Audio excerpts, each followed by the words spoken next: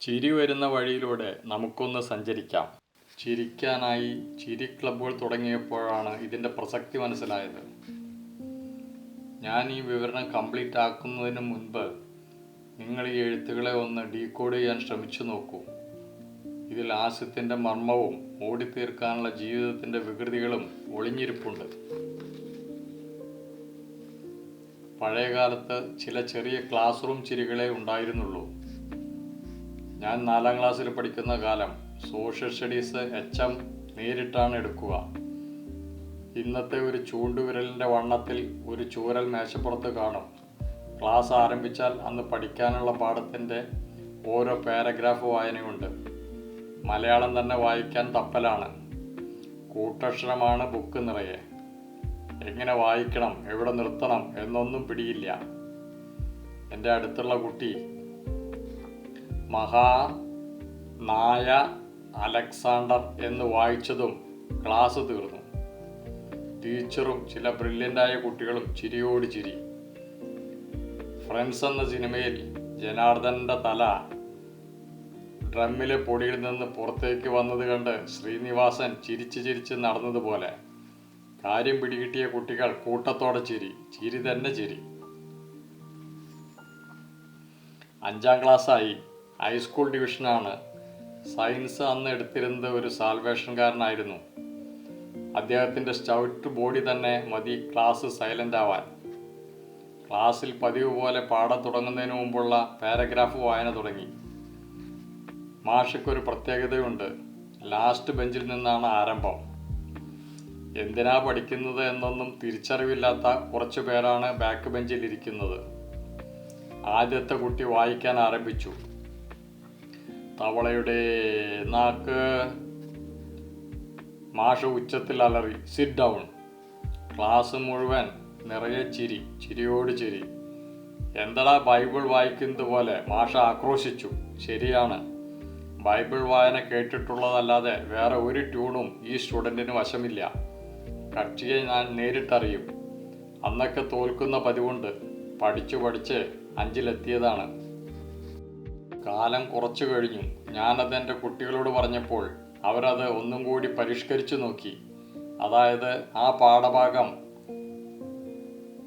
പാസ്റ്റർമാരുടെ ട്യൂണിലാക്കിയാലോ. ചിലപ്പോൾ ഞാൻ ഗ്ലൂമി ആയിരിക്കുമ്പോൾ എന്നെ ചിരിപ്പിക്കാനായി എൻ്റെ കുട്ടികൾ ഇത് പ്രയോഗിക്കാറുണ്ട്. തവളയുടെ നാക്ക്. പാലക്കാട് ചിരി ക്ലബ്ബ് തുടങ്ങിയ കാലം. ചേരണമെന്ന് ആഗ്രഹിച്ചിരുന്നപ്പോഴാണ് അക്കാലത്ത് ഒരു ചുമരെഴുത്ത് വായിച്ചത്.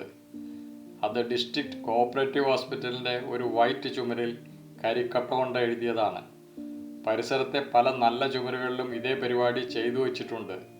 ഗ പ ല മ ത ത ന ഈ ര ത പ ച രാമ രാമ. ഇതിലെ രമ കണ്ടപ്പോൾ മനസ്സിലായത് ലവ് മൂത്ത് മെൻ്റലായെന്നാണ്.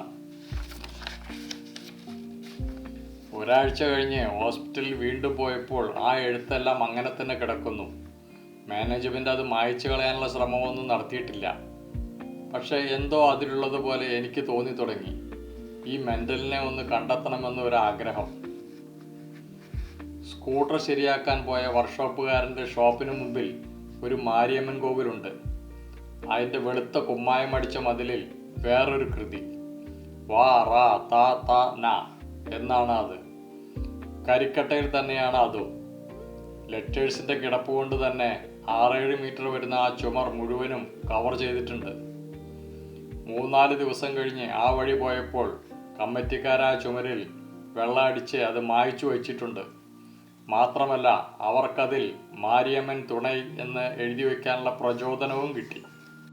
അപ്പോഴാണ് റോബിൻസൺ റോഡിലുള്ള CSI പള്ളിയുടെ 20 മീറ്ററോളം നീളത്തിലുള്ള വെള്ള നിറത്തിൽ ബ്ലോക്ക് തിരിച്ച മതിലിൽ കരിക്കട്ടയിലുള്ള എഴുത്ത് പ്രത്യക്ഷപ്പെട്ടത്. ഓരോ കള്ളികളിലും ഓരോ അക്ഷരം മാത്രം. പ റ ഠ ക ഗ മ ഠ എന്നിങ്ങനെ. 20 മീറ്റർ നീളമുള്ള മതില് മുഴുവൻ തീർന്നു. ഒരാഴ്ചക്കുള്ളിൽ പള്ളിയുടെ മതിൽ മുഴുവൻ വെള്ള പെയിൻ്റ് അടിച്ച് വലിയ ദൈവവചനങ്ങൾ പെയിൻ്റർമാരെ കൊണ്ട് എഴുതി ഒപ്പിച്ചിരിക്കുന്നു. എൻ്റെ ജിജ്ഞാസ വർദ്ധിച്ചു. ഇദ്ദേഹത്തെ ഒന്ന് കാണണമല്ലോ. പള്ളിമതിലിലെ എഴുത്ത് കണ്ടാൽ ആർക്കും ചിരി വരും. വെള്ള മതില്, ഓരോ കള്ളികളിലും വളരെ വലുതാക്കി ഓരോ അക്ഷരം മാത്രം. ഇത് തന്നെ മതി ചിരി ക്ലബിലൊക്കെ ഇദ്ദേഹത്തിന് പ്രൊഫസർ ആവാനുള്ള യോഗ്യത. പിന്നെ ഒരു ദിവസം സ്ഥലത്തെ DPO ഓഫീസിന് മുന്നിലെ മതിലിൽ പലസവട എന്ന് കരിക്കട്ടയിൽ വലുതാക്കി തന്നെ എഴുതിയിട്ടുണ്ട്. എന്തായാലും പ്രൊഫസർ ഒരു നല്ല ധൈര്യശാലി തന്നെ, ഞാൻ ഉറപ്പിച്ചു. ഫുൾ ടൈം പാറാവുള്ള സാക്ഷാൽ പോലീസ് സ്റ്റേഷന് മുന്നിലാണ് ഇത് എഴുതി വച്ചിരിക്കുന്നത്. ഈ അജ്ഞാതനെ ഒന്ന് കാണണമല്ലോ. ആ ആഴ്ചയിൽ ഒരു ദിവസം ഞാൻ ഫാസ്റ്റിംഗ് ഷുഗർ ചെക്ക് ചെയ്യാൻ വേണ്ടി കോട്ട് റോഡിലുള്ള ലാബിൻ്റെ മുന്നിലേക്ക് സ്കൂട്ടർ ചെല്ലുമ്പോഴാണ് ആ മതിലിനോട് ചേർന്ന് ഒരാൾ നിൽക്കുന്നത് കുറച്ച് അകലെ നിന്നും കണ്ടത്. ലാബ് തുറന്നിട്ടില്ല, ടൗൺ ഉണർന്നു വരുന്നതേ ഉള്ളൂ. ഞാൻ വണ്ടി കുറച്ച് അകലെയായി നിർത്തി. ആ ചുമർ വളരെ കാലമായി മുഷിഞ്ഞു കിടന്നിരുന്നത് വെള്ളം അടിച്ചിരിക്കുന്നു. വെള്ളം അടിച്ചുകൊണ്ടിരിക്കുന്ന ആളായിരിക്കുമെന്ന് വിചാരിച്ചു. ഒരു 40 വയസ്സിനോടടുത്ത് പ്രായം. ഇട്ടിരിക്കുന്ന ഷർട്ട് പട്ടാളക്കാരുടേതുപോലെ. അത് 2 പോക്കറ്റുകൾ നിറയെ കരിക്കട്ടകൾ. ചുമരിൽ ഓരോ അക്ഷരങ്ങൾ എഴുതിക്കൊണ്ടിരിക്കുകയാണ്. ഓരോ അക്ഷരം എഴുതുന്നതിന് മുമ്പായി പരിസരം നന്നായി സ്റ്റഡി ചെയ്യുന്നുണ്ട്. കയ്യിൽ എഴുതുന്നത് പോലെ കാണിച്ചുകൊണ്ടിരിക്കുന്നുണ്ട്. ഞാൻ അടുത്തെത്തി. എഴുതുന്ന ആൾ എഴുത്ത് നിർത്തി. ചുമരിൽ പ ര ശ ദ ന സ ല എന്ന് എഴുതിയിട്ടുണ്ട്. ഞാൻ ആഗ്രഹിച്ച ആളെ നേരിൽ കണ്ടു. വേറെ ചില പ്രത്യേകതകൾ കൂടി എൻ്റെ മുൻപുണ്ടായിരുന്ന നിഗമനത്തോടു കൂടി കൂട്ടിച്ചേർത്തി. പരിസരത്തെ കാര്യങ്ങൾ സൂക്ഷ്മമായി നിരീക്ഷണം നടത്തിയിട്ടാണ് എഴുത്തു തുടങ്ങുന്നത്. വള്ളിപുള്ളികൾ എഴുതാൻ ശ്രമിക്കാറില്ല. അവിടെയാണ് ഹാസ്യത്തിൻ്റെ താക്കോലിരിക്കുന്നത്. ഞാനിത് ഡീകോഡ് ചെയ്യാൻ ശ്രമിച്ചു നോക്കി. സംഭവം സിമ്പിൾ. കണ്ണുണ്ടായാൽ പോരെ, കാണണമെന്ന പാഠഭാഗം ഓർത്തുപോയി. പരിസരം ലാബാണല്ലോ. പുള്ളിക്കാരൻ നന്നായി നിരീക്ഷിച്ചതാണ്. വള്ളിപുള്ളികൾ വായിക്കുന്നവർ ചേർത്തിയാൽ മതി. ഞാൻ വായിച്ചു നോക്കി. അക്ഷരങ്ങൾക്ക് ജീവൻ വച്ചു. പരിശോധനാ സ്ഥലം. തുടർന്ന് കോഓപ്പറേറ്റീവ് ഹോസ്പിറ്റലിലെ ലിഖിതം ഡീകോഡ് ചെയ്തു. പരിസരം ആസ്പത്രി. മരണം തന്നെ വിഷയം. മരിച്ച ആളെ പേർ സഹിതം എഴുതിയിരിക്കുന്നു. ഗ പ ല മ ത ത ന ഗോപാലമൂത്താൻ. ഈ രാ ത പ ജ ഇരന്തുപോച്ച്. രാമ രാമ. ലവറുടെ പേരല്ല, രാമരാമ. മാരിയമ്മൻ കോവിലിൽ അപ്പോൾ വല്ല പ്രസാദവും കിട്ടിക്കാണും. വെറുതെ കിട്ടിയതാണ് വറതക്കട്ടായത്. എന്നാൽ പള്ളിമതിലിലെ പ റ ട ക ഴ മ ട പിടികിട്ടാതെ പരിസരം കുറച്ച് അകലെ വരെ നീട്ടി നടന്നു നോക്കി. അവിടെ നല്ലൊരു ഹോട്ടലുണ്ട്. പാറാട്ട കാഴാമട്ട എന്താണെന്നല്ലേ, പൊറോട്ടയും കോഴിമുട്ടയും. ഡീകോഡിങ് ഈസിയായി തുടങ്ങി. പലസവട എന്നത് പോലീസ് വീട്. പിന്നെ അദ്ദേഹത്തെ എവിടെയും കണ്ടിട്ടില്ല, കാണണമെന്ന് തോന്നിയതുമില്ല. ഹാസ്യ ക്ലബ്ബുകാർക്ക് ഒരു സാധു സംരക്ഷണവും നല്ലൊരു അർത്ഥവത്തായ ചിരികളിലും അദ്ദേഹം സമ്മാനിച്ചേനെ എന്ന് ഇപ്പോൾ തോന്നുന്നു. ഇത് ഇപ്പോൾ വളരെ വ്യക്തമായി നമുക്ക് മനസ്സിലാക്കാം. ഗോപാലമൂത്താൻ ഇരന്തുപോച്ച്. രാമരാമ. നമുക്ക് ചുറ്റും ചിരികളുണ്ട്. അത് ജീവിതത്തിൽ നിന്ന് തന്നെ അടർത്തിയെടുക്കാൻ ശ്രമിച്ചാൽ മതി. ഒരു ചിരി അനുഭവം പണ്ട് കുഞ്ഞുണ്ണി മാഷ് ഒരു സഭയിൽ വെച്ച് പറഞ്ഞതുപോലെയായി. അതായത് ചിരിച്ചു ചിരിച്ചു മണ്ണ് കപ്പി, പിന്നെ കപ്പിയ മണ്ണ് തുപ്പി. ചിരി അതിൻ്റെ പാരമ്യത്തിലെത്തിയ വിവരണം അടുത്ത വീഡിയോയിലായി ഇടാം.